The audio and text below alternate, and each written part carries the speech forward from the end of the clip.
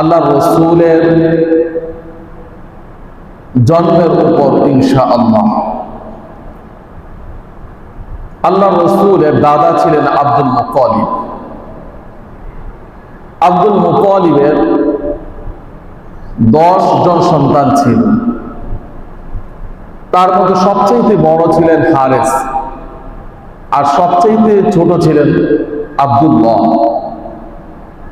আব্দুল্লাহ ছোট বয়স থেকেই নির্মল চরিত্রের অধিকারী ছিলেন।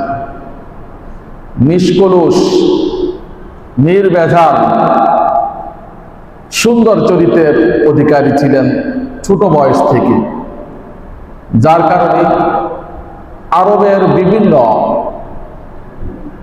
অভিজাত সম্প্রদায় এবং গোত্রের মহিলারা, মেয়েরা তাকে জীবন সঙ্গী হিসাবে পাওয়ার জন্য আশা আকাঙ্ক্ষা ব্যক্ত করত। তাদের মধ্যে উল্লেখযোগ্য ছিলেন ফাতেমা বিনতে মুররা, কতিলা বিনতে নওফল। এই দুইজন আসমানি কিতাব সম্পর্কে খুব ভালো জানতেন। তাওরাত, জাবুর, ইনজিল সম্পর্কে খুব ভালো জানতেন, যার কারণে তারা আব্দুল্লাহকে জীবন সঙ্গী হিসাবে পাওয়ার জন্য তারা ব্যাপকভাবে মনের ভিতরে আগ্রহ পেশ করত, মনের ভিতরে আশা আকাঙ্ক্ষা পেশ করত। তার কারণ হলো তারা আব্দুল্লাহর চেহারার মধ্যে আল্লাহ প্রদত্ত এক ঐশী নূর তারা দেখতে পেয়েছে। সেই ঐশী নূরটি পৃথিবীতে শেষ নবী হয়ে আগমন করবে, যার কারণে আব্দুল্লাহকে জীবন সঙ্গী হিসাবে পাওয়ার জন্য ব্যাপকভাবে নিজের মনের ভিতরে আশা আকাঙ্ক্ষা ব্যক্ত করত। একদিন ফাতেমা বিনতে মুররা আব্দুল্লাহর সাথে সাক্ষাৎ হলো। বলল, হে আব্দুল্লাহ, তুমি নিশ্চয়ই আমার সম্পর্কে জানো আমি একজন নির্মল চরিত্র অধিকারী। জাহিলি যুগে এমন কোন পাপাচার, অশ্লীল অনাচার আমাকে স্পর্শ করতে পারে না। আমার জীবন সম্পর্কে তুমি খুব ভালো জানো। আমি তোমাকে জীবন সঙ্গী হিসাবে পেতে চাই। তবে শোনো, তুমি যদি আমাকে জীবন সঙ্গিনী হিসাবে গ্রহণ করো আর আমি তোমাকে জীবন সঙ্গী হিসাবে পাই, তাহলে আমি তোমাকে 100 উট আমি প্রদান করব। সুবহানাল্লাহ। 100 উট বর্তমান জামানায় দামি গাড়ি এক একটির যতটুকু মূল্য, তৎকালীন যুগে এক একটা উটের তত মূল্য ছিল, দামি ছিল। উটের মূল্য দামি গাড়ির সমতুল্য ছিল। তাও একটা নয়, দুইটা নয়, 100 উটের অফার দিয়েছে। আব্দুল্লাহ বললেন, এসবের পিছনে তোমার রহস্য কি, তোমার তাৎপর্য কি? ফাতেমা বিনতে মুররা বললেন, আমি তোমার মাঝে আল্লাহ প্রদত্ত এক ঐশী নূর দেখতে পেয়েছি, যেই ঐশী নূরটা পৃথিবীর মধ্যে শেষ নবী, আখির নবী হয়ে পৃথিবীতে আগমন করবে। আমি চাই আমার মধ্য দিয়ে, আমার মাধ্যমে সেই নূরটা পৃথিবীর মধ্যে আসুক, তাহলে আমি নিজেকে ধন্য মনে করবো। সুবহানাল্লাহ। আব্দুল্লাহ তার প্রস্তাবকে প্রত্যাখ্যান করলেন। আরেকদিন কাতিলা বিনতে নওফলের সাথে দেখা, সেও অনুরূপ ভাবে প্রেম নিবেদন করল, তিনি প্রত্যাখ্যান করলেন।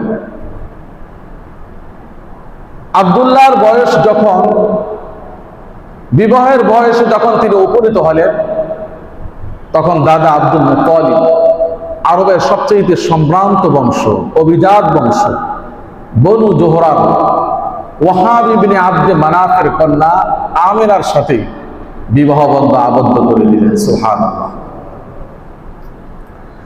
বিবাহের পর একদিন ফাতেমা বিনতে মুররা বা কতিলা বিনতে নওফলের সাথে সাক্ষাৎ হলো। তারা জিজ্ঞাসা করলো, এখন কি সে আগ্রহটা তোমাদের মধ্যে আছে কি? আমাকে জীবন সঙ্গী হিসাবে পাওয়ার জন্য সে আগ্রহ তোমাদের মধ্যে আছে কি? তারা বলল, না, এখন আর সে আগ্রহ নাই। তার কারণ কি? বলল, যেই কারণে আমরা তোমাকে জীবন সঙ্গী হিসাবে পেতে চেয়েছি, যে ওই সিনুরের কারণে সেটা আর তোমার মাঝে নেই, সেটা তোমার থেকে তোমার স্ত্রী আমিনার মাঝে চলে গিয়েছে। সুবহানাল্লাহ। আর এটাই হলো বিশ্ব নবী মুহাম্মদুর রাসূলুল্লাহ সাল্লাল্লাহু আলাইহি ওয়াসাল্লাম। আল বিদায়া ওয়ান নিহায়া একটি কিতাব আছে। এই কিতাবের মধ্যে লেখক লেখেন, আল্লাহ নবী বলেছেন, আমি আমার প্রভুর নিকটে নূর হিসাবে ছিলাম অনেক আগের থেকেই। আদম আলাইহিস সালাতু ওয়াস সালামকে সৃষ্টি করার 14,000 বছর পূর্বে আমি আল্লাহ রাব্বুল আলামিনের কাছে নূর হিসাবে অবস্থিত ছিলাম। সুবহানাল্লাহ। আল্লাহ রাব্বুল আলামিন যখন আদম আলাইহিস সালাতু ওয়াস সালামকে সৃষ্টি করলেন, তখন সেই নূরটি আদম আলাইহিস সালাতু ওয়াস সালামের পৃষ্ঠদেশে দিয়ে দিলেন। যখন আদম আলাইহিস সালামের মাঝে সেই নূর চলে আসলো, চেহারার দিকে তাকালে, কপালের দিকে তাকালে ঝলমল করে নূর উদ্ভাসিত হতো। সুবহানাল্লাহ। আদম আলাইহিস সালাতু ওয়াস সালামের পর তারই সন্তান শীশ আলাইহিস সালাতু ওয়াস সালামের পৃষ্ঠদেশে সেটা স্থানান্তর হয়ে গেল। তারপর নূহ আলাইহিস সালাতু ওয়াস সালামের পৃষ্ঠদেশে সেটা স্থানান্তর হয়ে গেল। তারপর ইব্রাহিম আলাইহিস সালামের পৃষ্ঠদেশে তারা স্থানান্তর হয়ে গেল। তারপর আব্দুল মুত্তালিবের পৃষ্ঠদেশে স্থানান্তর হয়ে গেল। তারপর তার ওই ছোট সন্তান আব্দুল্লাহর পৃষ্ঠদেশে তা স্থানান্তর হয়ে গেল। যখন আব্দুল্লাহ এবং আমিনার মাঝে বিবাহ বন্ধন হলো, তখন আব্দুল্লাহ থেকে সেই নূর আমিনার গর্ভের মধ্যে চলে আসলো। সুবহানাল্লাহ। দুনিয়ার নিয়ম হলো, স্বামী স্ত্রী বিবাহ করে যখন তারা একত্রিত হয়, দুই জনের দুইটি ফোঁটা একত্রিত হয়ে সন্তান সৃষ্টি হয়। এটা হলো দুনিয়ার নীতি। কিন্তু মুহাম্মদ সাল্লাল্লাহু আলাইহি ওয়াসাল্লামের জন্মের ব্যাপারটা ভিন্ন ছিল।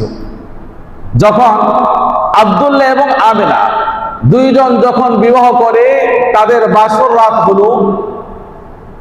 আব্দুল্লাহ যখন মা আমিনার কপালের মধ্যে চুমু দিলেন, সঙ্গে সঙ্গে সেই নূর আমিনার পেটের মধ্যে চলে আসলো। সুবহানাল্লাহ। সিরাত ইবনে হিশামের মধ্যে আসছে, মা আমিনা বলেন, যখন মুহাম্মদ আমার পেটের মধ্যে স্থিতি লাভ করলো, তখন তাকে একাধিকবার স্বপ্নের মধ্যে ইলহাম করা হলো, হে আমিনা, তোমার পেটের মধ্যে যেটা আছে সেটা সাধারণ কোনো মানুষ নয়, সাধারণ কোনো সন্তান নয়। এই ব্যক্তি হবে, এই ছেলেটা হবে আখির জামানার পয়গাম্বর, এই ছেলেটা হবে শেষ নবী, এই পৃথিবীতে সর্বশ্রেষ্ঠ নবী হবেন তিনি। তবে সে যদি জন্মগ্রহণ করে, তার নাম রাখবে আহমদ। তার নাম কি রাখবে? আহমদ। আহমদ না, আহমদ। আহমদ বলে তো নামে হয় না, আহমদ বলেন। আহমদ, আহমদ, আহমদ না, আহমদ বলতে হবে। তিনি আরো বলেন, যখন মুহাম্মদ আমার পেটের মধ্যে আসলো, অন্যান্য নারীরা পেটের মধ্যে সন্তান ধারণ করে তাদের অবস্থাটা যেমন হয়, খাবারের রুচি কমে যায়, বমি হয়, পেট স্ফীত হয়ে যায়। মা আমিনা বলেন, মুহাম্মদকে পেটে ধারণ করে এর কোনোটাই আমি এর কোনোটার সম্মুখীন হইনি। আমি এর থেকে সম্পূর্ণ মুক্ত ছিলাম, একেবারে স্বাভাবিক ছিল আমার অবস্থা। সুবহানাল্লাহ। মা আমিনা বলেন, যখন মুহাম্মদ প্রসব হলো, দুনিয়ার মধ্যে আসলো, যখন ভূমিষ্ঠ হলো, তখন আমার সামনে একটা নূর উদ্ভাসিত হলো, একটা নূর, একটা আলো দেখা দিল। যে আলোর মধ্যে আমি বসরা এবং সিরিয়ার রাজপ্রাসাদগুলি স্বচক্ষে দেখতে পেয়েছি। সুবহানাল্লাহ। মুহাম্মাদুর রাসূলুল্লাহ মাউলিদুহু মাউলিদুহু বিমাক্কাতা ওয়া মুহাজিরুহু বিয়াসরিব ওয়া মুলকুহু বিশাম। কবি বলেন যে মুহাম্মদ সাল্লাল্লাহু আলাইহি ওয়াসাল্লামের জন্ম মক্কা নগরীতে, তার হিজরত মদিনায়, আর তার রাজত্ব শাম পর্যন্ত বিস্তৃত। সুবহানাল্লাহ। মক্কা থেকে সিরিয়া পর্যন্ত এই এলাকাটুকু আল্লাহর রাসূলের জীবদ্দশায় ইসলামের ছায়াতলে এসেছে। আর বসরা নগরী দেখেছেন, তার কারণ হলো সিরিয়ার একটি শহরের নাম হলো বসরা। এই বসরা নগরীতেই সর্বপ্রথম ইসলামের দাওয়াত পৌঁছেছিল। এই বসরা নগরী সর্বপ্রথম মুসলমানদের হাতে বিজিত অবস্থায় এসেছে। সুবহানাল্লাহ।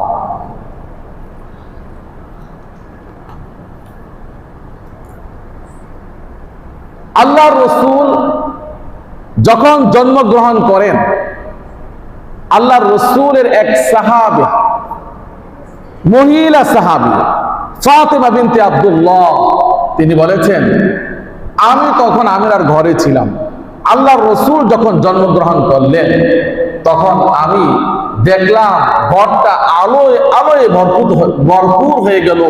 মনে হয় যেন আকাশের নক্ষত্রগুলি ঘরের মধ্যে সবগুলি এসে উদিত হয়েছে। সুবহানাল্লাহ। কিতাবের মধ্যে আছে,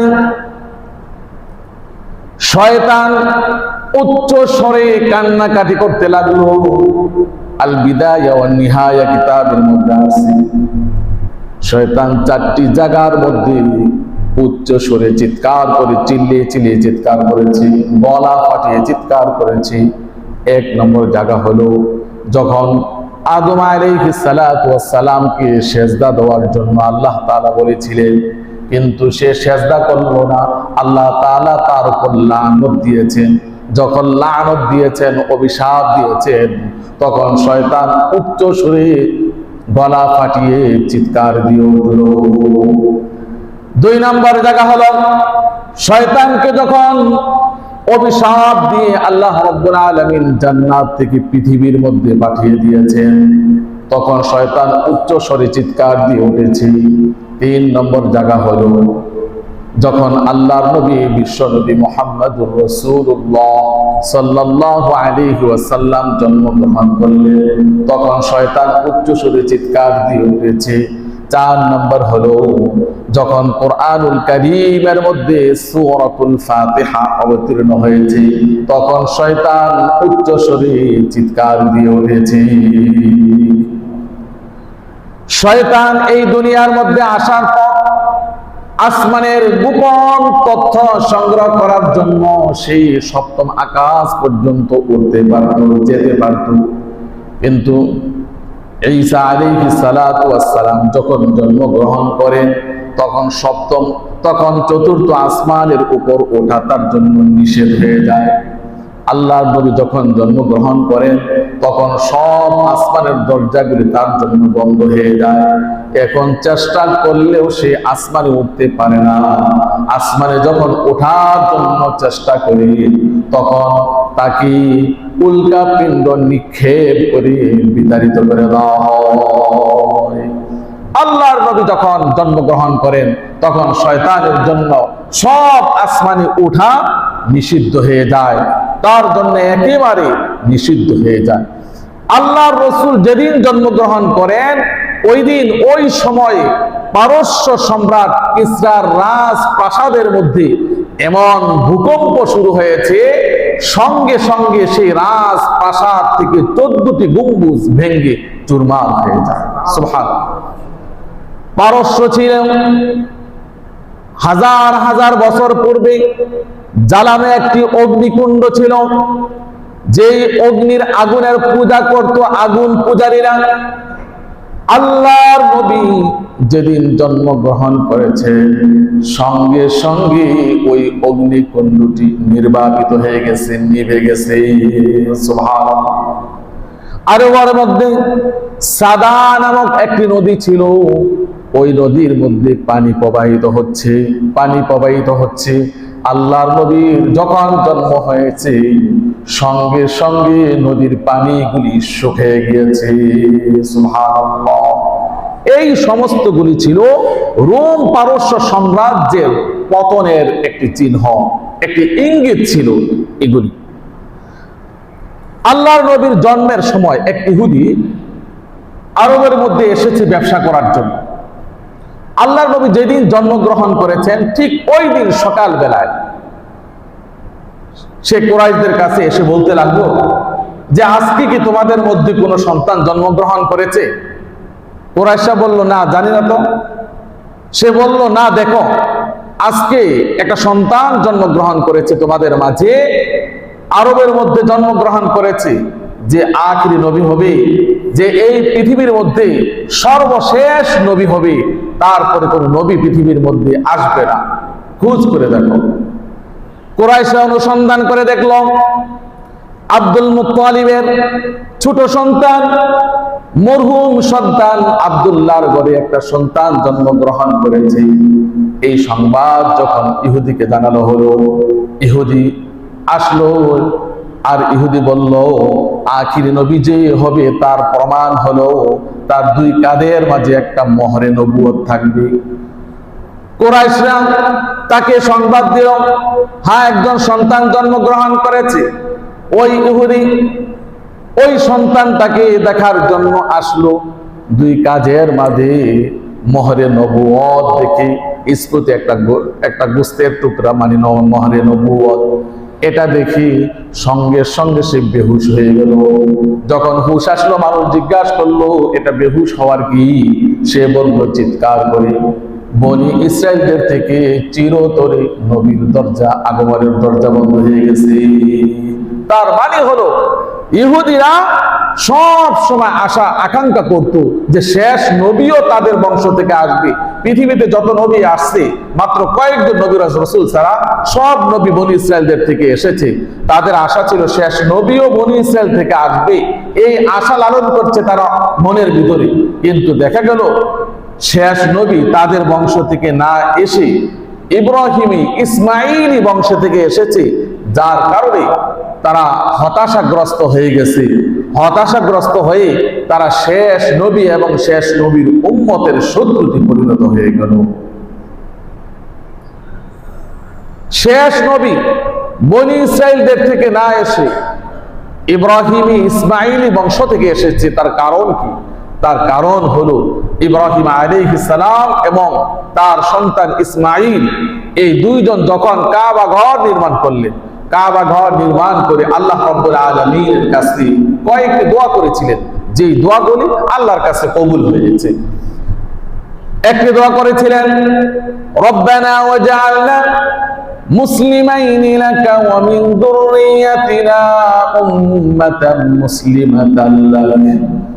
হে আল্লাহ, তুমি আমাদেরকে তোমার অনুগত বান্দা বানায়া দাও, আর আমাদের বংশ থেকেও তোমার অনুগত একটি উম্মত দল তুমি বানিয়ে দিও।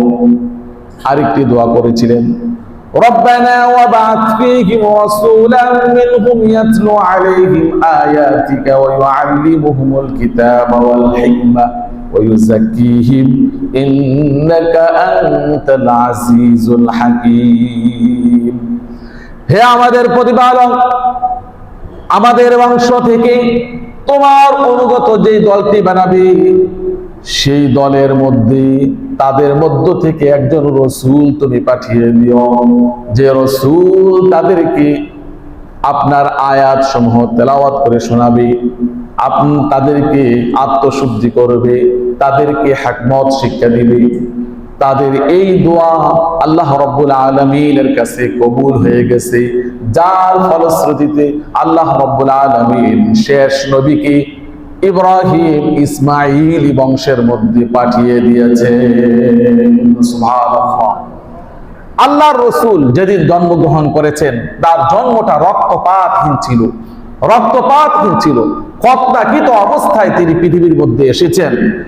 জন্মের তারিখ নিয়ে যদিও মতভেদ আছে, কিন্তু আল্লাহর রসুল যেই দিন জন্ম করেছেন সেই দিনটা নিয়ে কোনো মতবিরোধ নেই।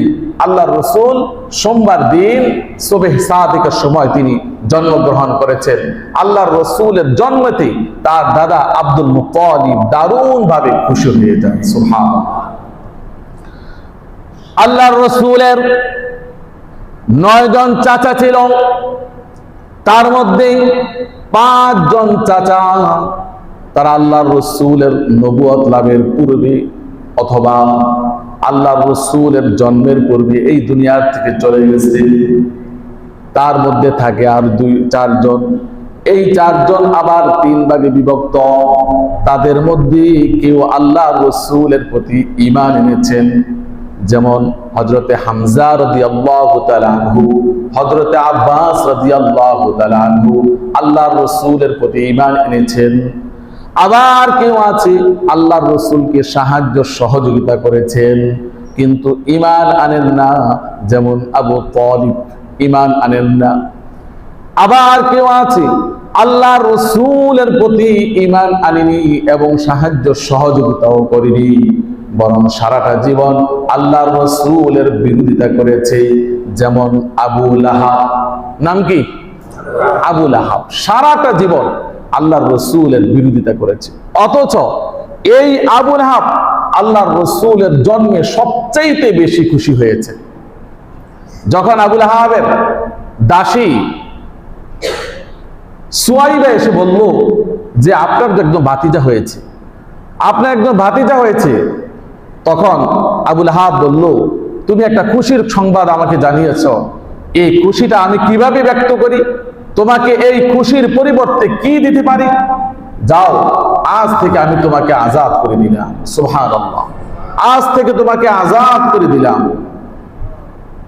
আবু লাহাব আল্লাহর রসুলের জন্মেতে খুশি হয়েছে, কিন্তু আল্লাহর রসুলের চাল চরণ তার চরিত্রে খুশি হয়নি। রসুলের জন্মকে বলা হয় মিলাদুন নবী, আর রসুলের জীবন চরিত্রে বলা হয় সিরাতুন নবী। মিলাদুন নবী পালন করার বিষয় নয়, কিন্তু সিরাতুন নবী পালন করার বিষয়। মিলাদুন নবী অনুসরণ করার বিষয় নয়, সিরাতুন নবী অনুসরণ করার বিষয়। মিলাদুন নবী পালন না করলে কোনো অসুবিধা কোনো কিছুই নাই, পালন করলেও কোনো কিছু নাই, কিন্তু সিরাতুন নবী পালন না করলে জাহান্নাম ছাড়া কোনো উপায় নেই। সিরাতুন নবী যদি পালন করে জান্নাতে হয়ে যাবে ওই ব্যক্তি। আবু লাহাব আল্লাহর রসুলের জন্মে খুশি হয়েছে, মিলাদে খুশি হয়েছে, কিন্তু আল্লাহর রসুলের সিরাতে খুশি হয় না। এই জন্য জাহান্নামে যাওয়ার যতগুলি কারণ আছে তার মধ্যে একটি কারণ হলো এটি, মিলাদ করেছে, মিলাদ পালন করেছে, কিন্তু সিরাত বর্জন করেছে। আমাদের দেশে প্রতি বছর যখন রবিউল আউয়াল মাসের 12 তারিখে আসে, তাহলে এক শ্রেণীর মানুষ দেখবেন রাস্তায় নেমে মিছিল করে, বর্ণাঢ্য মিছিল করে, কিন্তু তাদের মাঝে সুন্নত বলতে কোনো কিছুই নাই। সারা বছর সুন্নতের কোনো কিছুই নাই, কিন্তু রবিউল আউয়াল মাসের 12 তারিখ যদি আসে, আর এই মসজিদের মধ্যে মিলাদ করে মিষ্টি কারে বলে? আছে কিনা এরকম? সব মসজিদে না, সব জায়গায় না, কিছু কিছু জায়গার মধ্যে আছে যারা অতিরিক্ত ভালোবাসা পেশ করে। অথচ আল্লাহর রসুলের বিরুদ্ধে যদি কোনো কিছু বলা হয় তাদেরকে পাওয়া যায় না। সারা বছর যারা সুন্নত পালন করে, রসুলের জন্য যারা জীবন দিতে রাজি, কিন্তু তারা তো দিন ধার্য করে রসুলের ভালোবাসা পেশ করে না। তারা সারা বছর রসুলের ভালোবাসা পেশ করে, রসুলকে ভালোবেসে। আর কিছু মানুষ আছে মিলাদুন নবীর বছর, মিলাদুন নবী যেদিন আল্লাহর রসুল জন্মগ্রহণ করেছেন, এই মাসটা, এই দিনটা যখন আসে, তখন একেবারে রসুলের ভালোবাসা পেশ করতে করতে উপচিয়ে পড়ি। এটা কখনো ঠিক নয়। রসুলের জন্ম পালন করা, মৃত্যু পালন করা, এটা জায়েজ নেই। আল্লাহর রসুলের জন্ম যদি পালন করা জায়েজ নেই, তাহলে আমার আপনার জন্ম মৃত্যু দিবস পালন করা জায়েজ? কি বলেন, জায়েজ? এটা জায়েজ নয়, এটা মুসলিম সংস্কৃতি নয়, এটা এসেছে বিধর্মীদের থেকে, হিন্দুদের থেকে এসেছে। জন্ম দিবস পালন করা, মৃত্যু দিবস পালন করা, এগুলি হিন্দুদের থেকে এসেছে। সাহাবাই কেরামের যুগে ছিল না, আল্লাহর রসুলের যুগে ছিল না, তাবিঈনদের যুগে ছিল না, তাবিঈনদের যুগে ছিল না। কিন্তু আমরা রসুলের কি উম্মত হয়ে গেলাম, যারা রসুলের জন্য প্রাণ দিয়েছে কিন্তু রসুলের জন্ম মৃত্যু দিবস পালন করে না। আর আমরা তো আমার সামনে রসুলের বদনাম বললেও আমার পছন্দ দাঁড়ায় না। তাহলে রসুলের প্রতি আমাদের কি ভালোবাসা সৃষ্টি হয়ে গেছে? এগুলি অতিরঞ্জন ছাড়া আর কোন কিছুই নয়। আল্লাহর নবী ভূমিষ্ঠ হওয়ার পর 3 জন মহিলার দুধ পান করেছিলেন। ভূমিষ্ঠ হওয়ার পর 3 জন মহিলার দুধ পান করেছেন। নিজের মা আমিনার দুধ পান করেছেন। আর 2 জন ছিল সুয়াইবা, আবু লাহাবের আজাদকৃতা দাসী সুয়াইবা। আরেকজন হলো রসুলের দুধ মাতা হালিমাতুস সাদিয়া রাদিয়াল্লাহু তাআলা আনহা। তাহলে রসুলের দুধ মাতা কয়জন? 3 জন না 2 জন? দুধ মাতা মানে নিজের মায়ের দুধ পান করে না, অন্য জনের 2 জন। কয়জন? সুয়াইবা। প্রথম দুধ মাতা ছিলেন কি? সুয়াইবা। দ্বিতীয় দুধ মাতা কি? হালিমাতুস সাদিয়া রাদিয়াল্লাহু তাআলা আনহা। আল্লাহর রাসূল হযরতে হালিমাতুস সাদিয়া রাদিয়াল্লাহু তাআলা আনহার ঘরে দুধ পান সহ 5টি বছর লালিত পালিত হয়েছে। যখন দুধ পান করা বন্ধ হয়ে যায়, তখন রাসূলের জীবনে সর্বপ্রথম মুখ দিয়ে যেই কথাটি উচ্চারিত হয়েছে সেটা হলো আল্লাহু আকবার কাবীরা ওয়ালহামদুলিল্লাহি কাসীরা ওয়া সুবহানাল্লাহি বুকরাতান ওয়া আসীলা। আমাদের সন্তানরা যখন কথা বলে বিভিন্ন শব্দ বচন উচ্চারণ করে কথা শিখে, সর্বপ্রথম কোন কথাটা এটা আমরা ফলো করি? আল্লাহর রাসূলের জীবনের সর্বপ্রথম যে কথা সেটা ছিল আল্লাহু আকবার কাবীরা ওয়ালহামদুলিল্লাহি কাসীরা ওয়া সুবহানাল্লাহি বুকরাতাও ওয়া আসীলা। আমাদের নবীর নাম মুহাম্মদ। নাম কি? প্রসিদ্ধ নাম। আল্লাহর রাসূল দুনিয়ার মধ্যে হলো মুহাম্মদ নামে পরিচিত, আর আসমানের মধ্যে আহমদ নামে পরিচিত। কোন নামে? আহমদ নামে। ফেরেশতাদের মাঝে আহমদ নামে আল্লাহর রাসূল পরিচিত আসমানে, আর দুনিয়ার মধ্যে মুহাম্মদ নামে পরিচিত। আল্লাহ রাসূল বলেছেন ইন্নালি আসমাআন, যে আমার অনেকগুলি নাম আছে। আনা মুহাম্মদ আনা আহমদ, আমি মুহাম্মদ আমি আহমদ। মুহাম্মদ আর আহমদ এই 2টা নাম হলো আল্লাহর রাসূলের আসল নাম। দুনিয়াতে মুহাম্মদ, আসমানে আহমদ। এই মুহাম্মদ নাম রাখার প্রেক্ষাপট কি ছিল? আল্লাহর রাসূল যখন জন্মগ্রহণ করেন, 7ম দিন যখন চলে যায়, আরবের চিরাচরিত নিয়ম অনুযায়ী আব্দুল মুত্তালিব নাতির আকিকার ব্যবস্থা করলেন। এই আকিকার মধ্যে নিজের গোত্র এবং মক্কার যারা উল্লেখযোগ্য লোক, অভিজাত লোক, তাদেরকে আপ্যায়ন করলেন, দাওয়াত দিলেন। দাওয়াতে সবাই আসলো। আসার পর খাওয়া দাওয়া শেষ হলো। যাওয়ার সময় সবাই বলল, হে আমাদের নেতা, আপনার নাতিকে তো আমরা দেখলাম না, তার নাম কি রেখেছেন? আব্দুল মুত্তালিব বললেন, আমি আমার নাতির নাম রেখেছি মুহাম্মদ। কি রেখেছি? মুহাম্মদ। মুহাম্মদ। সবাই হতবাক হয়ে গেল, মুহাম্মদ আবার কি নাম? এমন নাম তো আর কোনোদিন শুনি না, মুহাম্মদ এটা কি নাম আবার?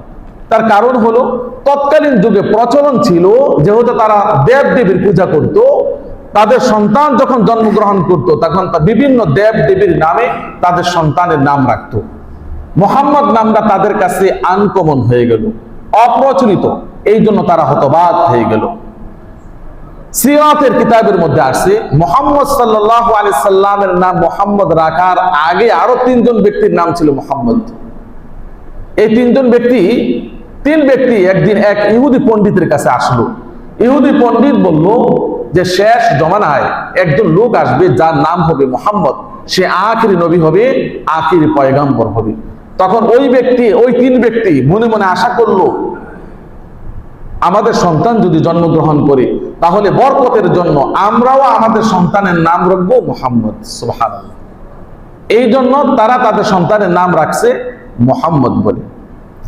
আব্দুল মুত্তালিব বললেন, তোমরা অবাক হয়েছ, মুহাম্মদ শব্দের অর্থ হলো প্রশংসিত। মুহাম্মদ শব্দের অর্থ হলো প্রশংসিত, প্রশংসায় পঞ্চমুখ। আমার এই নাতি অদূর ভবিষ্যতে সারা পৃথিবীতে প্রশংসায় পঞ্চমুখ হয়ে যাবে। এই জন্য আমি আমার নাতির নাম রেখেছি মুহাম্মদ। সুবহানাল্লাহ। বাস্তবে তাই কি হয়েছে? সমস্ত পৃথিবীতে আজ মুহাম্মদ সাল্লাল্লাহু আলাইহি সাল্লাম প্রশংসিত, সর্বমহলে প্রশংসিত, কিন্তু নাস্তিকদের কাছে না। কারণ তারা তো অন্ধ, তারা দেখেও না দেখার ভান করে। কিন্তু নিরপেক্ষভাবে যদি আপনি বিশ্লেষণ করেন তাহলে দেখবেন সমস্ত পৃথিবীতে প্রশংসার একমাত্র পাত্র হবেন মানুষের মাঝে মুহাম্মদ সাল্লাল্লাহু আলাইহি ওয়াসাল্লাম।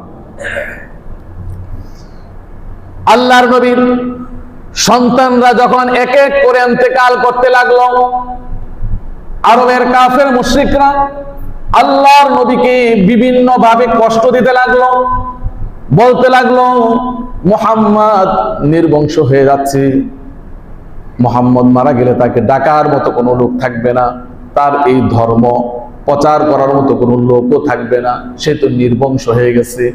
আল্লাহর নবী এতে করে অসন্তুষ্ট হলেন, মনে মনে লজ্জিত হলেন, দুঃখ পেলেন। আল্লাহ রাব্বুল আলামিন তার হাবিবকে কোরআনুল কারীমের মধ্যে সূরা কাউসার অবতীর্ণ করে শেষ আয়াতের মাধ্যমে সান্ত্বনা দিলেন, ইন্না শানিআকা হুয়াল আবতার।